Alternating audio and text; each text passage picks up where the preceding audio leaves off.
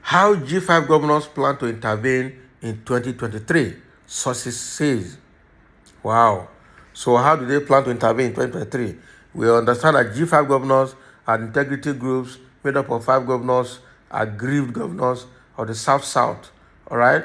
And the fight here is that presidency should be zoned to the South, or the party leadership must also come to the South if they have their presidential candidate from the North. And this is led by Wike. So let's see the intervention that they plan for 2023. The final battle line may have been drawn between the G5 governors led by Governor Nyesom Wike of Rivers State and People Democratic Party presidential candidate Atiku Abubakar.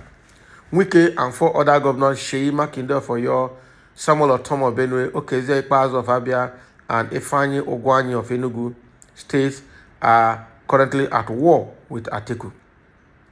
They have remained adamant that the national chairman, Iyorchia Ayu, must resign for the sake of justice and equity, as both Ayu and Atiku, 2 of the highest ranking officers in the party, cannot come from the northern part of the country. This has lingered on, and several efforts at pacifying the group and other members of the party, mostly from the south and north-central part of the country, has not yielded any fruitful result. The group has since been transmitted to Integrity Group in the party.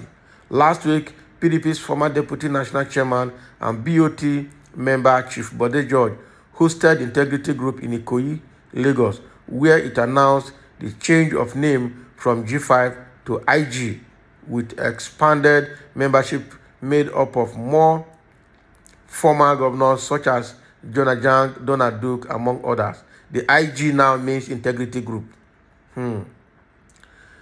After the meeting, Jang, who addressed journalists, announced the development and that they still insisted on their stand that Ayu must resign.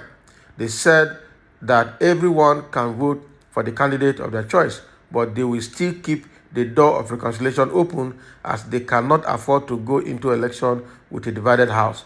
24 hours is a long time in politics, as anything can happen.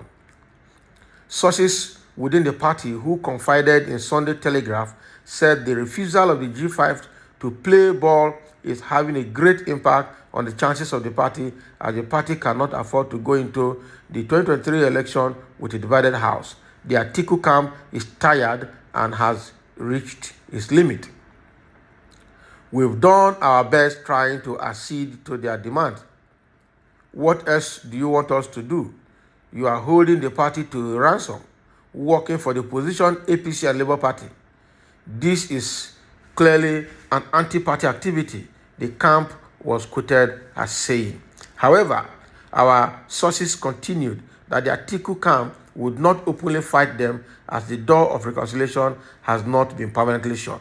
Nevertheless, they will keep their distance. It will be foolish to let them continue holding the party to ransom.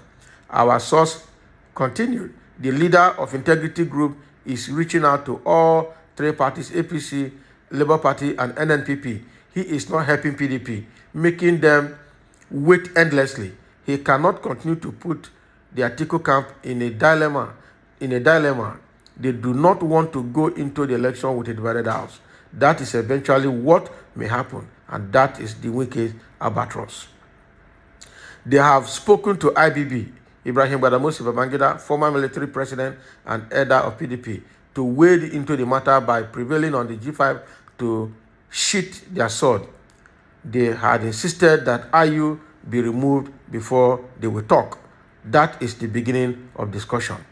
Wike has made up his mind not to work for Atiku.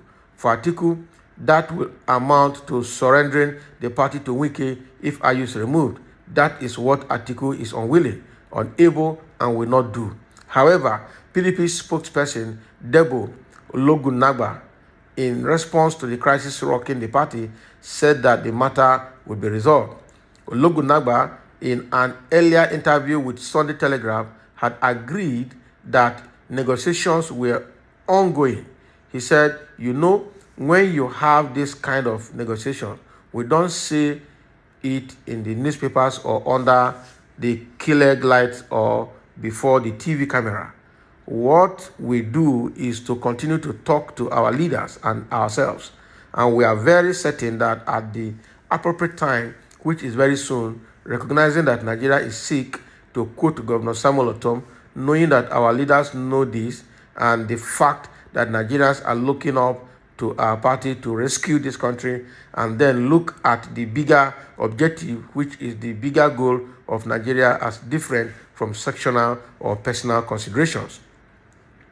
Wow. So what is happening here is that the battle line is still very thick, all right? And the crisis rocking PDP is far from being resolved, all right? So what is happening here is that the River State, the G5 integrity group, they are ready to fight to the last. As long as PDP is not ready to budge, the Atiku is not ready to, to yield the party to Wike, because that he is not willing to do.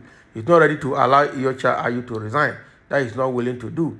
All right. So he made, and Wike and his integrity group, now they have more people there. They have the likes of Jonah Jang. They have the likes of Donald Duke. They have the likes of Bode George.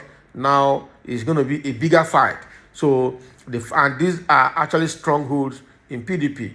So it's going to be a complex one for Atiku to surmount. All right. So the fight is going to be very long. It's going to be very, very, very long. Now, from what all indications now, IU is not going. And meanwhile, the G5, which is an integrity group, continue to expand their course, continue to recruit more people into their group, making it very, very difficult for the party to move forward. And what I'm saying, like Oloru Nagba here is saying, that the spokesperson for PDP is saying that there's hope to resolve the matter, all right, because they cannot go into the 2023 election with divided house. So he's still very optimistic that the door of reconciliation is still not shut yet. That a lot of the things they're discussing, they don't need to come to television or come to front page of newspaper to put them. It is an in-house negotiation, an in-house discussion that will continue to go on at the background. They will not come to the public to say it. But at the same time, the body language and the message the public is getting is also showing that the fight is far from resolution. Very, very far from being resolved. So if they go into election like this, it means that Atiku's chance of getting the presidency is getting slimmer by the day, because Wike controls a lot of states, controls a lot of people in PDP, and now Wike is romancing Labour Party, APC, and the NNPP. And that is what the party is saying, that this is an anti-party activity that is inimical to the sustenance and the survival of the party. You can't be in a party and you're a stronghold person in the party and you are now playing games with other political parties, supporting other political parties. Now, Wike has vowed to support APC rally in River State, to support Labour Party rally in River State, and again, also support NNPP rally in the state. So what does that mean? PDP is gone. And the annoyance of Wike is that when everybody abandoned this party, it was him that used his resource and state resource to hold that party tight till today, and that party is making wave again. Otherwise, the party was already dead. So let's see how this goes. Obviously, this party is going to go into election with this divided house, with all their issues unresolved. There's nothing that's going to intervene here. I think from what they said about the intervention plan, there's no plan to intervene. The only condition they can discuss is Iyorchia Ayu should leave, resign first. They have approached Babangida, the former head of state of Nigeria, to resolve it. But again, the G5 is saying the only condition they can talk with, even with the Babangida, is let Iyorchia Ayu resign first. Simple. And that is the only way forward. So, all right, that is still the position of the G5, now IG, meaning now integrity group, because they have recruited more people. They have now got an expanded scope and coast by having likes of Jonah Jang, having the likes of Donald Duke and Bode George with them now.